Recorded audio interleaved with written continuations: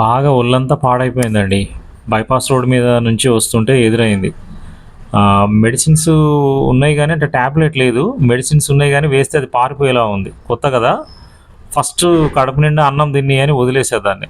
తిన్న తర్వాత చూద్దాంలే మళ్ళీ వచ్చినప్పుడైనా టాబ్లెట్ వేయచ్చులే గానీ కొంచెం స్ప్రే మెడిసిన్ వేయలేదు గానీ పొడిని పొడి వేశా. ఇట్లాంటివేనండి ఇప్పుడు వీటి మీదనే సుప్రీంకోర్టు నిర్ణయం తీసుకుంది కదా తరలించాలా చేయాలని. వీటి వల్ల అంత ప్రాబ్లం అయిపోతుందంట ఢిల్లీలో. అంటే ఎవరికి చూపించుకోవడానికో అంటే ఈ చాలా రకాలుగా మనుషులు ఎన్నో రకాలుగా చేస్తానులండి వాటిని కోసేసి చంపేసి రెస్టారెంట్లకు సరఫరా చేస్తాను బిర్యానీలోకి. అది ఓకేనంట. కామెంట్స్ చూస్తా ఉన్నాను నేను. 80% కామెంట్స్ డాగ్స్ వద్దు, డాగ్స్కి ఎగైనెస్ట్గానే ఉన్నాయి అందరికీ. అవంటే ఎందుకు పగో అర్థం కావట్లేదు. ఎక్కడో ఏదో ఒకటి కరిచిందని ఆ జాతిని మొత్తం నిందిస్తూ ఉంటారండి. కాస్త అన్నం పెడితే కాపలా ఉంటాయండి. అన్ని కుక్కలు కరవండి, ఏదో ఒకటి కరుస్తుంది. మనుషులలాగానే అందరూ రేపులు మర్డర్లు స్కామ్లు దొంగతనాలు అందరూ చేయరు కదండి, ఎవడో ఒకటి చేస్తాడు. కుక్కల్లో కూడా అట్లా ఉంటుందండి ఏదో ఒకటి దానికి. అంటే మనుషుల్ని మొత్తం మనం అనకూడదు, కుక్కల్ని కూడా మొత్తం ఆ జాతిని మొత్తం నిందించకూడదండి. అది దాని బాధ చూడండి ఎంత దారుణంగా ఉందో.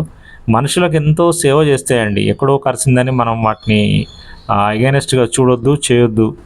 బాంబ్ స్క్వాడ్లో పనిచేస్తాయి, కేసులు సాల్వ్ చేస్తాయి, అన్నం పెడితే ఇంటి దగ్గర కాపలా కాస్తాయి.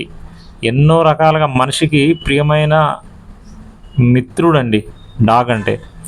తీవ్రమైన అనారోగ్యంతో ఆకలితో తిరుగుతుంది, వచ్చి పిలిచి కాస్త అన్నం పెట్టాను. కానీ మనుషులందరూ కూడా కాస్త మానవత్వంతోనే ఆలోచించండి. అందరూ ఎగైనెస్ట్గా అవి వద్దు తీసేయండి. నేను కామెంట్స్ చూస్తాను, మా ఊర్లో కూడా క్లోజ్ చేసేయండి ఢిల్లీ లాగానే. మా ఆంధ్రప్రదేశ్ కూడా వస్తారా, మా తెలంగాణ కూడా వస్తారా, మా ఊర్లో కూడా చాలా అయిపోయినాయి. ఇవన్నీ చూస్తూ ఉండండి. వాటిని తీసేసి పంపేసి చంపేసి మనం ఎన్ని రోజులు బ్రతుకుతామండి? మనం పోమా వాటి దగ్గరికి? ఎక్కడికైనా బ్రతకాలి, బ్రతికించాలండి. సమస్య ఉన్నదాన్ని పరిష్కరించుకోవాలి కానీ మొత్తం జాతిని నిందించి వాటికి అన్యాయం చేయాలని చూడొద్దండి.